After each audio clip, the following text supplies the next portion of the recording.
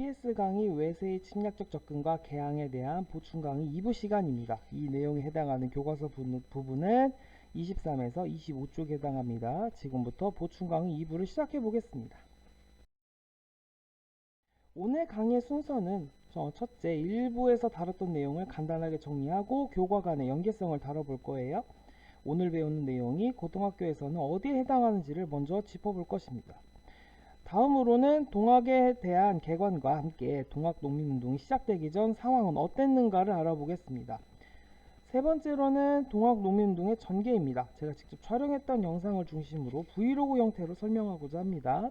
마지막으로는 동학농민운동이 우리 역사에서 어떤 의의가 있는지 정리하도록 하겠습니다. 먼저 갑신정변 관련 내용을 다시 정리해 보겠습니다. 일부에서는 개화파의 근원부터 시작해서 개화파가 어떻게 나뉘었는지를 알아봤죠. 실학자들 중 북학파로부터 시작해서 박규수, 오경석 등의 선구자들을 거쳐 개화파가 등장했는데 이들이 온건개화파와 급진개화파로 나뉘었다 그랬죠. 어떤 이유로? 바로 청나라에 대한 인식과 개화정책의 추진 방법을 두고 나뉘게 된 거죠.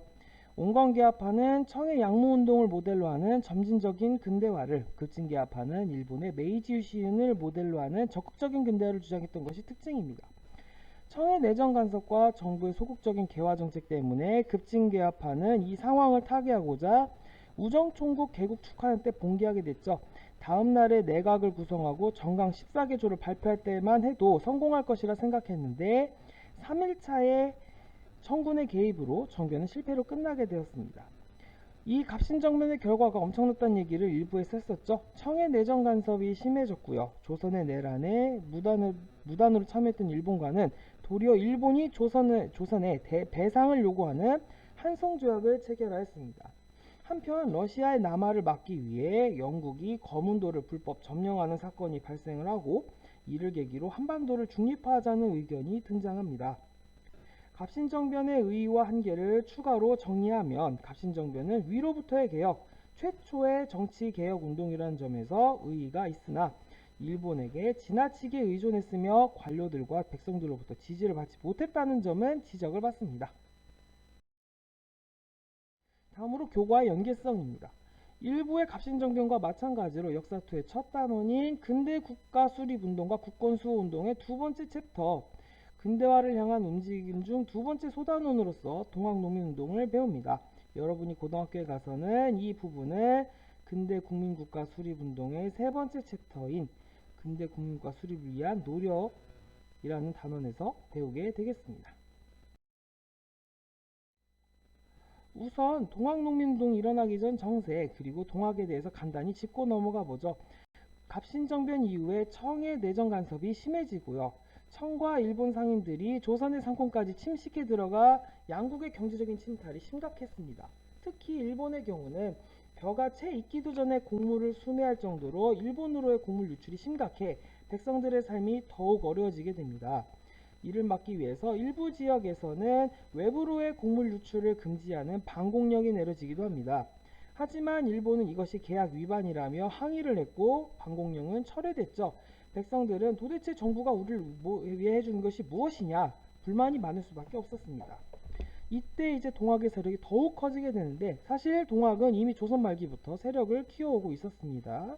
동학이란 종교에 대해서 간단하게 알아보면 동학은 서학, 즉 천주교에 대항한다는 의미로 이름을 지었고 사람이 곧 하늘이다, 인내천 사상 등을 중심으로 교세를 키워왔습니다. 이 때문에 정부에서는 이를 견제하여 교주인 최재우를 처형하는 경우도 있었는데요. 다음 교주인 최시영대에 이르러 교단이 정비되었고 지금의 춘청, 전라, 경상도를 중심으로 교세가 더욱 확산됩니다.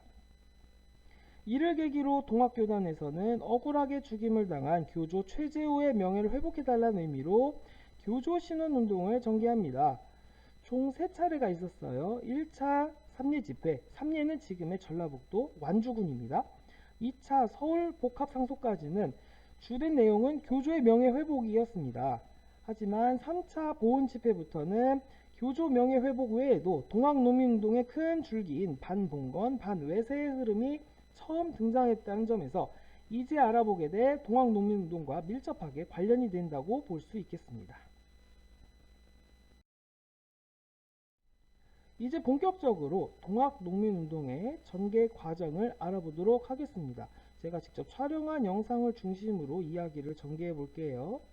우선 동학농민운동의 중심 인물인 전봉준부터 시작하죠. 지금 여러분이 보고 있는 화면은 전봉준 장군의 생가터입니다. 지금은 집은 남아있지 않습니다. 전봉준은 지금의 전북 고창에서 태어나서 고부로 옮겨와 성장하였죠. 당시 고부 군수 조병갑은 상당히 탐욕스러운 인물입니다. 대표적인 예가 만석보인데요. 지금은 보 대신에 풍지성만 남아있고요. 근처에 있던 만석보 도감도를 통해서 그 규모를 추정해 볼 수 있습니다. 지금 보시는 화면이 과거 만석보가 존재했던 곳입니다. 양 화천이 만나는 곳에 조성이 되었던 걸로 보입니다. 제가 직접 현장에 가서 만석보를 촬영하는데 만약 지금도 존재했다면 규모가 상당했을 것 같아요. 이 강 주변으로 넓은 평화가 펼쳐져 있습니다. 보통 보를 만든다는 것은 농사에 필요한 물을 확보한다는 것이 목적이에요. 그런데 농민들은 이 만석보를 만드는데 강제로 많은 세금을 냈으며 노동력으로 동원을 당했습니다. 기가 막히는 건 조병갑이 이 만석보를 만들고 첫 해에는 만석보의 물을 받는 땅에는 수세, 요즘으로 말하면 수도세예요. 세금을 받지 않겠다고 했는데 본인이 그 약속을 안 지켰다는 겁니다. 이게 동학농민운동의 시작점인 고부분기의 주 원인이 됩니다. 참고로 이렇게 만들어졌던 만석보는 채 2년도 지나지 않아서 없어지게 됩니다. 뒤이어 얘기할 고부분기 때 이두가 파괴되었고요. 나중에 조병갑의 뒤를 이어 부임한 고부 군수에 의하여 완전히 없어지게 됩니다. 이제 동학농민운동의 시작인 고부분기에 대해서 얘기해 볼게요.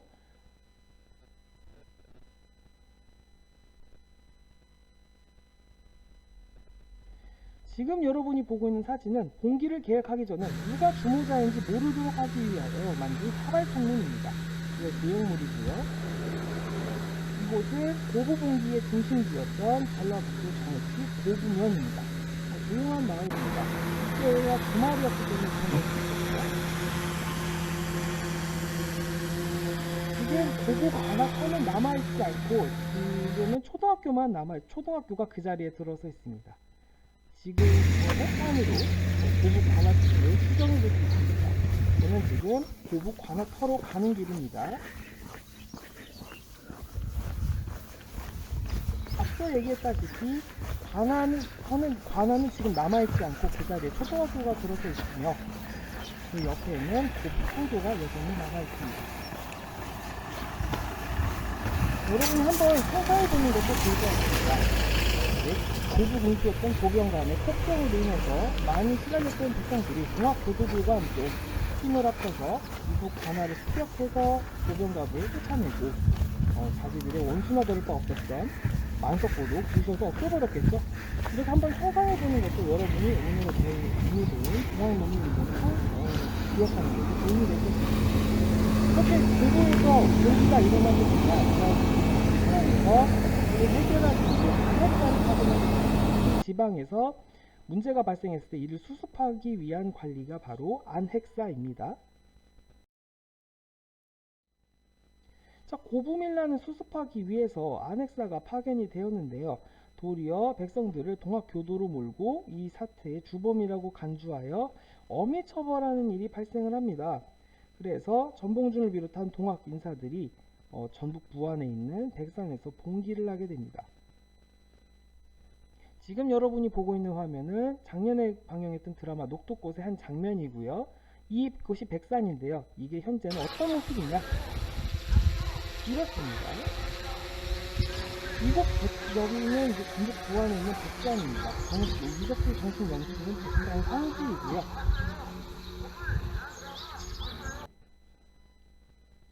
막상 올라가 보면 그렇게 높은 산은 아닙니다. 이곳 백산은 단순히 동학만하고만 관련 있는 것이 아닙니다. 이곳 백산은 삼국시대 백제의 유적이기도 하고요. 이곳 정상에 올라가 보면 백산 유적에 대한 안내판과 함께 동학농민운동과 관련된 이렇게 기념탑이 있습니다. 이곳 백산 봉계수 유래한 말이 앉으면 죽산, 서면 백산이란 말이 있었어요. 이렇게 공개한 동학농민군의 청춘론에서 탑승을 읽어드리게 됩니다. 지금 여러분이 보고 있는 곳이 바로 전북 정읍에 위치한 청춘원 전덕지입니다. 이렇게 걸어가면 맨 끝자락에 전봉준의 동상이 있습니다. 이 헝클 동포가 의미가 있는 것이 동학농민군이 관군을 상대로 처음으로 승리를 거뒀다는 겁니다. 결국에는 전라도의 중심 도시인 전주성까지 점령하게 됩니다. 이것이 조선 왕실에게 상당한 부담을 준 것이 여기가 바로 조선 왕조의 발상지이기 때문입니다. 그래서 조선은 여기서 황당한 일이 청나라에 원병을 요청한다는 겁니다. 자국의 일을 외국 군대를 끌어들여 해결한다는 거죠. 문제는 청과 일본이 맺은 텐진 조약으로 인해서 일본군까지 조선에 들어오게 되고 조선 정부와 동학농민군은 전주 화약을 체결해서 청일 양국 군대를 철수시키고 패전 개혁의 실행을 합의하게 됩니다. 그 이행 조건으로 동학은 집강소를, 정부는 교정청을 설치하게 됩니다.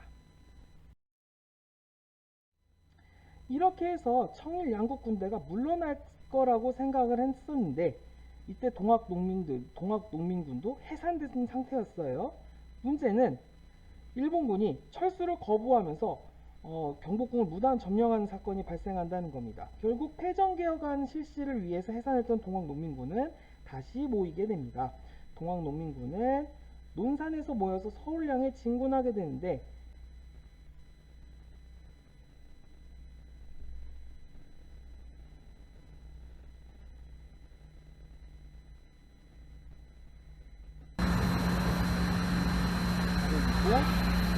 스위스에서 조선과 일본 연합군을 맞닥뜨리게 됩니다.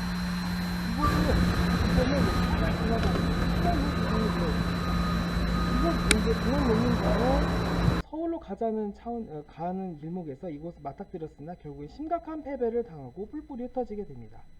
전봉준은 전북 순창에 숨어 있었으나 옛 동료의 밀고로 체포되었고요.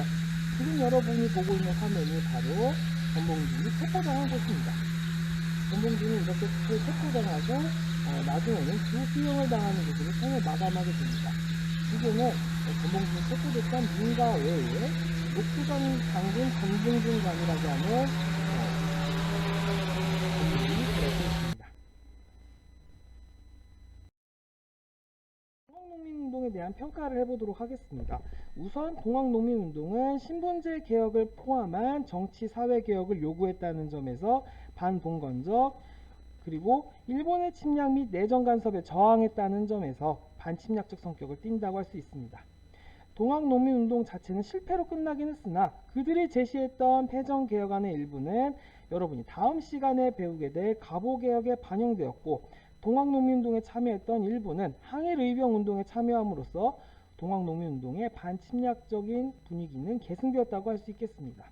여기서 짚고 넘어가야 될 것이 뭐냐면 바로 패전개혁안입니다. 여러분 교과서 25쪽에 보면 패전개혁안의 내용이 있으니까 참고하면서 보세요. 여기에는 주요 조항들만 적어봤습니다. 우리는 여기서 무엇을 할 수 있느냐? 먼저 5, 6조를 통해서 천인, 노비 등의 신분 차별을 없애고자 했다는 것, 그 다음에 7조를 통해 여성에 대한 차별을 없애고자 했다는 것을 알 수 있습니다. 그리고 이 개혁안을 통해서 동학농민운동이 반침략적 성격을 띈다는 것을 10조를 통해서 알 수가 있습니다.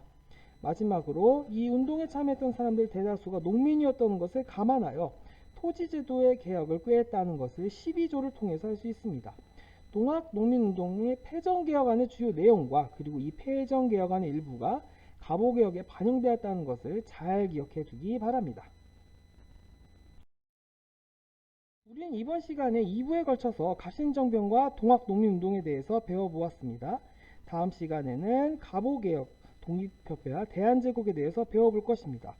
오늘 배운 내용들 그냥 넘어가지 말고 꼭 복습하고요. 다음 시간에 만날게요. 강의는 이것으로 마치겠습니다. 수고하셨습니다.